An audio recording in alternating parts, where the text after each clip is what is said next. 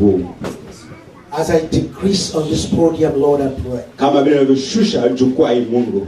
That the increase of your government on the inside of me shall have no. Acha uongozi wako uinuliwe. Father, use these lips of clay. Mungu tumia midomo hii. To speak forth your oracles. Kunena neno lako. That after today. After mwisho wa siku. All the glory shall return to you. Acha utukufu ukurudilie. Once more, my Father. Baba, I pray that this word will accomplish the purpose for which it's sent. Ninaomba ili neno litimize jambo ambalo umekusudia. In Jesus' name. Katika jina la Yesu. Amen. Amen. Would you please be seated? Unaweza kuketi tafadhali. First and foremost, mbele ya yote, I want to appreciate the servant of God, the pastor. Nataka kushukuru mtumishi wa Mungu mchungaji. And the first lady of the house. Na mke wake.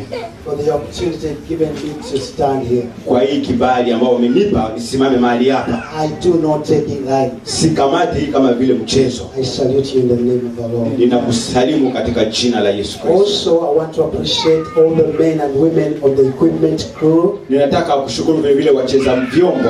You have done a great job. Mmefanya kazi kubwa. May the good Lord bless you for praising and worshiping. Acha Mungu awabariki kwa ajili ya sifa na makuu. Also, vile vile, I want to appreciate all the choirs. Ninataka kushukuru vile vile that have been standing before us ministry. Wale ambao wamesimama kutuhudumia. It has been marvelous in the sight. Tumekuwa kweli jambo la muhimu. May the good Lord bless you. Acha Mungu wa mbinguni awabariki. Hallelujah. Hallelujah. Mukama yebazo. Amen. Amina. Mukama yebazo. Bwana sifiwe. Nashukuru sana kuona katika jina la Yesu. Nange ngamba agadde nnyo. Nawapenda sana wapendwa. Amina. Mwebale kuweereza Katonda. Asante kumshukuru Mungu. Mwebale okusigaza ennono zaffe ezeeka. Asante vile vile kuleta vile lugha zetu za nyumbani mahali hapa. Kya muwendo nnyo okusiika n'abaana ba Katonda. Ni muhimu sana kukutana na watoto wa Mungu. Mukama abampeera omukisa. Mungu aliwapatilie baraka. Before I open up the word of God, mbele nifungue neno la Mungu. The Spirit of the Lord is saying, Roho wa Mungu yuko mahali hapa. That some of us here, wamoja wetu mahali hapa, have suffered some kind of disappointments in the past. Wamepitia mambo ya kuvunjika mioyo. And this kind of disappointments have left kind of hearts, wounds on their hearts. Na hii mambo ya kuvunjika imefanya mioyo yetu imeumia na vidonda. And they have failed to overcome the wounds.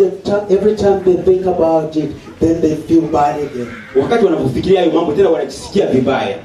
But the Lord is going to deliver you today. Lakini Mungu anaenda kukukomboa siku ya leo. That wound in your heart that have been opening up now and again is going to be healed in the name of Jesus. Hiyo vidonda ndani ya moyo wako mara kwa mara vinakuuma, leo vinaenda kupona katika jina la Yesu. Otegede chengamba. Unasikia ambao naongea? Mungu mtukufu aga. Roho Mtakatifu anasema kuna mambo mengi tumepitia ndani, vimetukosa na vimetufanya kuumia, na vimeleta vidonda ndani ya moyo. Tugezezako okusa. Mara moja tunataka omba. Tugezezako kunonya Mukama. Mara nyingi tunataka kutafuta Mungu. Hivi viundu vichaga. Lakini vile vidonda vinakataa. Tuchukira netuulira. Wakati tunakumbuka hiyo vidonda, Mukama agenda tu. Yes. Mungu anaenda kutusaidia siku. Mukama agenda tu yabo. Mungu anaenda kutusaidia siku ya leo. Amen. Amen. You turn on with me. Mwende pamoja nami to the book of 2 Samuel. Kitabu cha Wafalme wa pili. Samuel wa pili. Am I speaking back? No, sorry. The book of Samuel. Samuel. Chapter number 12. Mstari sura 12. Verses 16 through to 23. Mstari wa 16 hadi 23. The book of 2 Samuel. Samuel wa pili. Chapter number 12. Sura 12. Beginning from verse 16 through to 23. Kuanzia 16 hadi 23. I wish I get a good reader. Yes. Msomaji mzuri. You can read loud. Bold. Saidia na microphone asome vizuri sana. Basi Daudi alisii Mungu kwa ajili ya mtoto. Daudi akafunga chakula, akaingia na kulala usiku mzima juu ya udongo. Na wazee wa nyumba yake wakaondoka wakasimama kando yake kumnyanyua toka udongo, lakini alikataa, wala hakula chakula pamoja nao. Na ilikuwa siku ya 7 mtoto akakufa. Watumishi wa Daudi wakaogopa kumwambia ya kama mtoto amekufa, kwa maana walisema, tazama, wakati mtoto alipokuwa ngali hai tulisema naye hakusikia sauti yetu. Basi hatutazidi kujisumbusha kama tukimwambia ya kama mtoto amekufa? Lakini wakati Daudi alipoona ya kama watumishi wake walisemezana na sauti polepole, Daudi akatambua ya kama mtoto amekufa. Daudi akawaambia watumishi wake, mtoto amekufa? Wakasema, amekufa. Halafu Daudi akasimama toka udongo, akanawa, akajipaka, akabadilisha mavazi yake, akakuja nyumbani mwa Bwana akaabudu. Halafu akakusha nyumbani mwake mwenyewe, na wakati alipotaka kuweka chakula mbele yake akakula. Halafu watumishi wake wakamwambia, neno gani hili ulilolitenda? Ulifunga chakula na kulia kwa ajili ya mtoto wakati alipokuwa angali hai, lakini wakati mtoto amekufa ulisimama na kula chakula. Akasema, wakati mtoto alipokuwa angali hai nilifunga na kulia, kwa sababu nilisema, nani anayejua kama Bwana atanihurumia hata mtoto aishi? Lakini sasa amekufa, kwa nini nitafunga? Nitaweza kumrudisha tena? Nitakwenda kwake, lakini yeye hatarudi kwangu. Amen. Amen. Now it is surprisingly interesting. Ni jambo la kushangaza tena la kupendeza. When David was faced with a challenge, wakati Daudi amekumbwa na tatizo hili, he went before God and prayed and fasted. Alienda mbele za Mungu kuomba na kufunga, like many of us do. Kama vile wengi wetu wanavyofanya. But what happened? Nini litokea? He was seriously praying for the kid to recover. Alikuwa akiomba mtoto aweze kupona. But the kid instead died. Lakini mtoto kwa kweli alikufa. And everybody was afraid. Na kila mmoja aliogopa. They didn't know how to approach David on that matter. Hawakujua namna gani watamwendea mfalme kwa ajili ya hili jambo. But when he looked at all of the workers afraid to come near into his presence, lakini alipoona wale wote wanaogopa kumjia, he said, why is it? What's up? Wakasema, ni nini kinachoendelea mbele? I know the son is dead. Najua mtoto amekufa. David went in the shower. Daudi akaenda kaoga, washed off, and then picked his beautiful attire. Akachukua mafuta, anointed himself with creams, and then put on and called people for food. Akajipaka mafuta kisha akaita watu wamletee chakula. I want to use a subject this afternoon, overcoming and defeating disappointment. Ninataka kutumia kwamba uweze kushinda, overcoming, kushinda and defeating disappointments in life. Na kuweza kushinda mambo ya kuvunja moyo. Now when you look at David, this was a disappointment in God. Wakati unaona Daudi ilikuwa jambo la kumvunja moyo mbele za Mungu. How on earth can I pray to a kind of God with prayer and fasting, believing for a healing, and thereafter get that? Namna gani naweza kujisumbua na funga mbele za Mungu kwa ajili ya uponyaji, kwa mwisho it was a kind of disappointment. Ilikuwa jambo la kuvunja moyo. He should have been disappointed in God. Hangepaswa kuvunja moyo mbele za Mungu. What kind of God is this? Mungu wa namna gani huyu? Who has no mercy on people? Mwenye hana huruma juu ya watu. Say, pray and I shall answer you. Neno nasema omba nanyi mtapewa. I have prayed, not only praying, but I have also fasted. Nimeomba na sio kwamba tu pia nikafunga. See this kind of God. Lakini angalia huu Mungu. Instead of having my child delivered and healed, mbele ya kupatia mtoto anamuua, instead the child died. Kuliko mtoto akufe. That was a wound already. Hiyo ilikuwa kidogo. But I want to let you know. Lakini nataka nikueleze. In such a situation, your attitude is very important. Katika muda kama huu, hali yako ni ya maana sana. The way you see things is so important in a situation like this one. Namna unavyoona vitu katika hali hii ni ya muhimu sana. You hear what I'm saying? Je, unaelewa namna nilivyosema? Daudi yazala omwana. Ndio alizala mtoto. Fena tumanyi story eti omwana ono. Sio wote tunajua historia kama huyu mtoto teyamuzala mukazi we. Hakumzala na mke wake. Yamuzala mu mukazi mulala atali mwe. Alimzala na mwanamke mwingine sio mwenyewe. Omwana nazalibwa, mtoto akazaliwa. Katonda namugamba okoze ensobi kubanga oyeze ku muko omusajja ate n'omala n'omutta. Ya Mungu akamwambia umefanya kosa. Umezala na mwanamke mwenyewe na umeoa mume wake. Nja kusonyiwa naye omwana ateeko. Nitakusamehe lakini huyu mtoto ni sharti afe. Basibo ne banyamu. Wanaume na wanawake. Eriyo ebintu mu bulamu Katonda by'atatutegeeza n'abyesigaliza. Kuna vitu katika maisha yetu ambao Mungu hawezi kuvumilia juu yake. You do not have any right to ask. Hauna umuhimu wa kuuliza Mungu.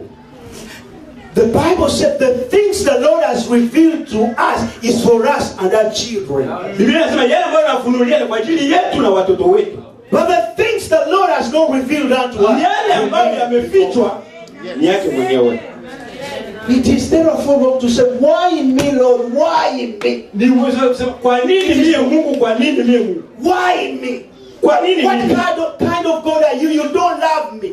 Mungu ana namna gani huko ambao hunipendi?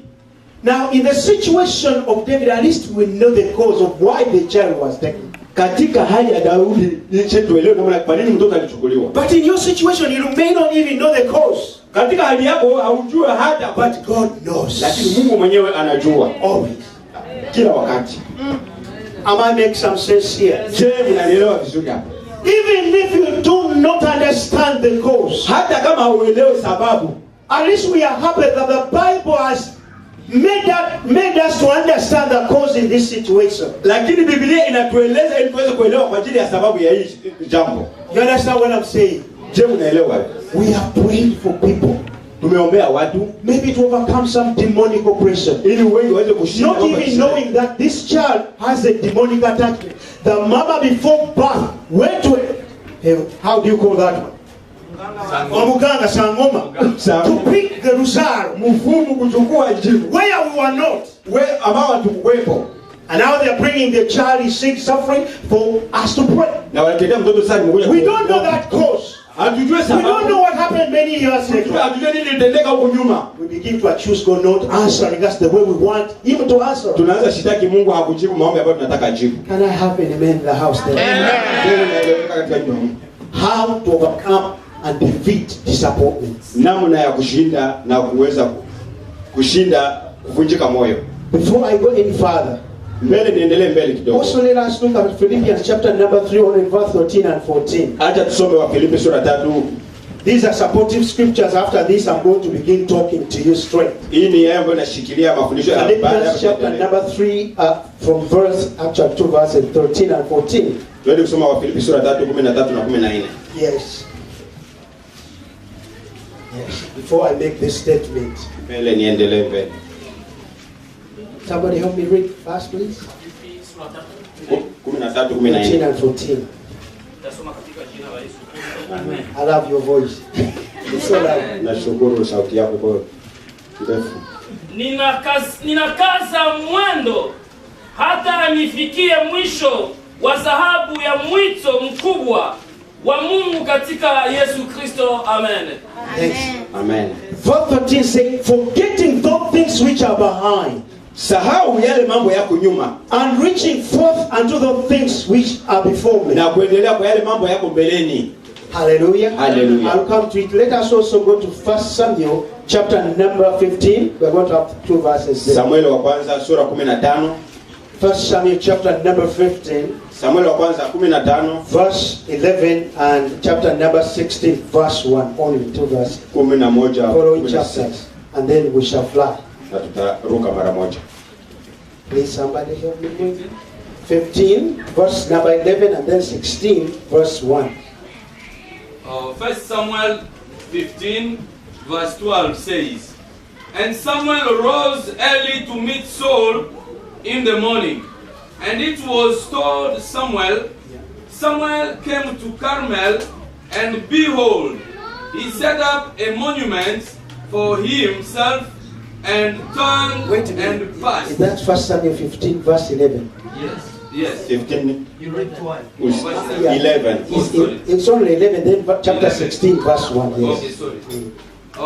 Chapter 1 Samuel 15, verse 11. Only, yes. I regret that I have made Saul king, for he has turned back from following me and has not performed my commandments. And Samuel was angry, and he cried to the Lord Almighty. Thank you. Then chapter number 16, verse 1. 16:1 Yes. says, the Lord said to Samuel, how long will you grieve over Saul, since I have rejected him from being king over Israel? Thank you. Fill Yeah, you finished that one. All right. Fill your one. Fill your horn with oil and go. I will send you to Jesse and Bethlehemite, for I have provided for myself a king among his sons. Thank you very much. Amen. Ladies and gentlemen, Wanaume na wanawake, one of the most important keys to living your best life now, ya muhimu kwa ajili ya kuishi maisha yako saa hizi, as well as for you and me to move forward ili wewe na mimi tuendelee mbele into the great future God has for you, katika mambo ya mbele ambayo ya muhimu kwetu, you have to learn how to overcome the disappointment. inabidi ujifunze namna gani ya kushinda kuvunjika moyo. Disappointments Kuvunjika moyo can pose such a formidable obstacle to let go of the past. inaweza fanya Mungu uzuize Mungu kwa ajili ya kuendelea huko mbele. Many of us, when we are disappointed in one way or the other, Wengi wetu wakati tumevunjika moja kwa njia moja ama as nyingine, human beings we feel hurt. kama vile wanadamu tunasikia kweli There kuumizwa. are surely some wounds that open up within our heart. Kuna kwa vidonda ambavyo vinaingia katika mioyo And it yetu. is okay to feel bad and to mourn for a while. Na ni kweli tuweze kusikia vibaya na hata na kuomboleza kwa You muda. should not stay there over and over and over and over rehearsing your disappointment. Lakini hauwezi kubaki hapo siku baada ya siku huko unafanya mazoezi kwa ajili ya What has happened has happened. Yale yametokea tayari yametokea. Let's go and move on to your future in the name of God. Endelea mbele katika jina la Yesu. Amen. Amen. What has happened has happened. Yale yametokea yametokea. Let go.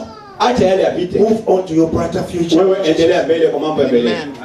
Because many of the things that will keep us in the circle of failure Mambo mengine ambayo yatapitisha katika hali ya kushindwa will always depend on how we rehearse our past disappointment. inatokana na vile tumechukulia yale ambayo yametuvunja moyo katika wakati zile. Every time we think about them, we meditate on them, we open up wounds which are healing. Wakati wetu tunafikiria hayo mambo, tunafungua yale vidonda ambayo tayari kwa yamepona. Maybe you did not get that job you wanted.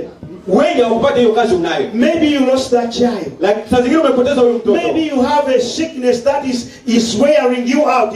Is not healed. It has taken years. Saa zingine una magonjwa ambayo yapona yamechukua muda. You are somehow feeling disappointed. Mara nyingine unasikia It's umevunjika almost moyo. like you're giving up your faith. Umepatia hiyo kushindwa. Ladies and gentlemen, Wanawake na wanawake. our faith will always be shaken to the foundations.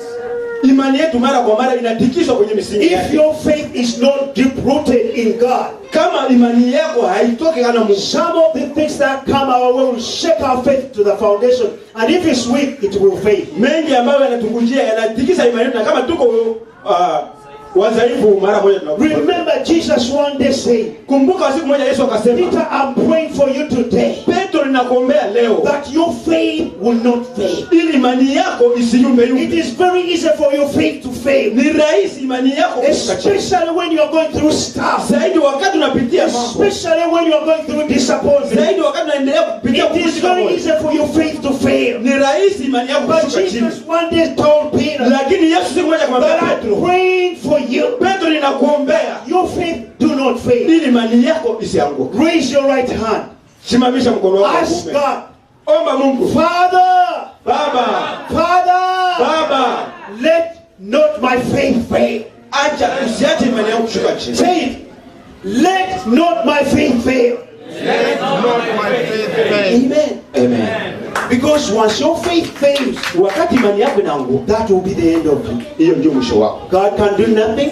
Mungu hawezi tenda chochote. Because it is only faith that is the kind of courage God understands. Imani ndio jambo Mungu anaelewa peke yake. So as you are going through stuff, Wakati unapitia mambo and your faith fails, na imani yako inashindwa, then you are a prey to the enemy. na wewe uko tayari mboga ya adui wako. So people who have the habit of holding on to what happened many years ago, they have a problem. Wale watu ambao wanashikilia yale mambo ambayo yalipita wana shida. And these are the very people we are going to pray for today, and they go to overcome this after this station. Na hao ndio watu wanaenda kuombea kisha somo hili. Something happened 5 years ago. Mambo yamepitika miaka 5 Every iliyopita. time they talk about it, you cry. Wakati watu wanazungumzia Every time unalia. you think about it, something bad happens to your heart. Wakati unaifikiria mambo mabaya yanafika moyoni mwako. God told Prophet Samuel, how long? Prophet Samuel, muda gani? I'm also asking you, how long? Na wewe mpaka lini? How long? Mpaka lini? How long? Mpaka Are you lini? going to mourn over that? Utaendelea kuomboleza juu ya jambo hilo. There should be a moment of grieving, yes. Kunakuwa mambo ya kilio. There should be a time to feel bad, yes. Kunakuwa wakati wa kusikia vibaya But ndio. also you have to defeat the disappointment and move on again. Lakini inabidi na wewe ushinde hii mambo ya kuvunjika moyo. Because there is a journey ahead of us. Maana kunakuwa safari mbele yetu. Amen. Amen. Amen. Amen. All of us face disappointments. Sisi wote tunapitia huu muda mkubwa. From time to time, Kwa muda na no matter how much faith you have, haijalishi imani ambayo uko nayo. or how good a person you are, Namna gani uko mtu mzuri. sooner or later, I prophesy, Ndio karibu ama mbeleni something or somebody kitu ama mtu will shake your faith to its foundation. atatikisa imani yako kutoka kwenye misingi yake. You understand what I'm saying? Je, unaelewa ninayosema? Waliwo ebintu Kuna vitu okukkiriza kwaffe kuamini kwetu kujja kugezesebwa. ni sheti upimwe. Waliwo okukkiriza, Kuna kuamini waliwo okukkiriza okutono, na kuna kuamini kidogo waliwo okunene, na kuna hiyo waliwo abundant grace. na hiyo imani ya juu sana. There is great faith. Kuna kwa hiyo neema kubwa. There is little faith, Kuna kwa imani kidogo, more faith, imani ya kufuata and great faith. na hiyo imani kubwa. But every faith level, Lakini kila nivo there shall be a round of testing. kuna kuwa hapo vipimo vipia. For each one of us to go to another level, there shall always be a round of testing. Mbele uende kulivo ingine ni sheti upitie kwanza kipimo. It is not God who brings such stuff to us, Sio Mungu anatuletea mambo kama hayo, but nevertheless the stuff comes our way. lakini hiyo mambo ni sheti ya Things that really hurt us, mambo ambayo yanatuuma and we feel a little disappointed in this God. na tunasikia mara kwa kweli tunavunjika And it moyo. looks like our God doesn't answer. Na tunasikia kama Mungu wetu hajibu. And many have left this kind of God and they have gone to other things. Na Because they realize that nothing's happened. Wengi wanaacha huo Mungu na kuendea mambo mengine. But all faith has to be tested. Lakini kila imani ni sheti ipimwe. Ebintu ebitutomera. Vitu ambavyo vinatuvunja. Oluusi oyinza okuba nga obadde osabira omulimu ne gugaana. Saa moja unaombea kazi inakatala. Bulwadde bukulemeddeko. Magonjwa yanakuvivia. Obufumbo bugaanyi bufudde. Mariage inakatala. Ebizibu ebifaanako bwe biti. Mambo ya kufanana kama hiyo. Naye ebyo byonna byonna. Lakini vile vyote Kituufu wulira bubi. kweli unasikia Biba vibaya. kitegeeza kaaba. Lakini hata kama utalia, Kaabira myaka na myaka. lakini hata kama utalia miaka, Wateeka okubaawo akaseera n'ogamba ekimala kimala. inabidi upigwe mioto. Hapa mambo ni sheti This is kufika. exactly what happened to Prophet Samuel. Hii ndio ilifikia hata Prophet Samuel. Because King Saul was a great friend. Sauli alikuwa rafiki yake. When God rejected King Saul, Wakati Mungu amekataa Sauli, Prophet Samuel felt bad. Samuel alisikia It vibaya. was a hard a pain in the heart. Ilikuwa uchungu ndani ya moyo In wake. big one, the Bible says he interceded the entire night. He cried in prayer the entire night for God to change his heart. But God did not. Samuel alifunga, alilia usiku mzima, lakini ili Mungu abadilishe, lakini Mungu hakubadilisha nia yake. God did not change his heart. Mungu hakubadilisha roho yake. In the morning when Prophet Samuel rose up, Asubuhi nabii Samuel anaamka, after crying and praying the entire night, oh God, spare him, and God, in the morning God simply said, for how long? Are you going to mourn over this man? I've already made my decision. I'm not changing my decision. Please defeat your appointment, your disappointment now. Overcome your disappointment over this. Fill your heart now. There is a new assignment the other side. Move and go. And anoint another king for my life. Hallelujah. Hallelujah. Hallelujah. God has plan A and plan B for your life. He has plan C and D for your life. So when plan A fails, don't cry for years and years. Once plan A fails, there is plan B for your life. If plan B fails, there is plan C for your life.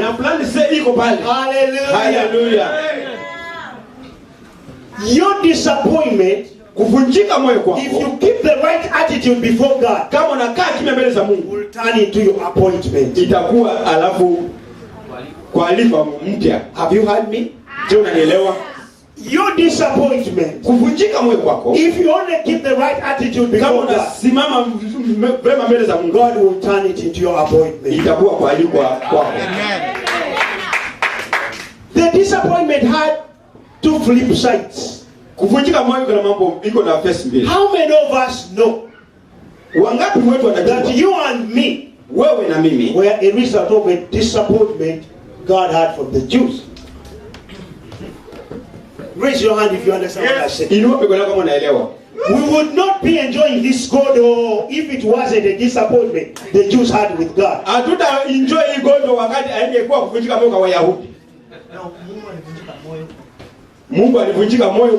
Understand what I'm saying here? We are a result of a disappointment, we Christians. The disappointment God had with the Jews when they did not believe in Christ. So we were grafted in. Isn't that wonderful? What was a disappointment on the other side became an appointment for us. Give some praise to us. Hallelujah. That is exactly what will happen to your life. If you only handle disappointment correct, and you handle it right, the right attitude before God, God is going to turn that disappointment into an appointment in the name of the Lord. Hallelujah. Hallelujah. Hallelujah. Hallelujah. When one door closes, another door. Hallelujah. That is how God operates. You just only need to keep the right attitude. Just like David did. David had all the reasons to blame this God. You were a kind God. You are merciful God. Is this the way how you show your people mercy? David had all the reasons to complain. Had all the reasons to murmur before God. But he decided not and kept a sweet spirit before God. Hallelujah. Hallelujah. How many of us are going to keep a sweet spirit before God? Give God some praise. Hallelujah. Hallelujah. Hallelujah. Hallelujah. Hallelujah. You know what?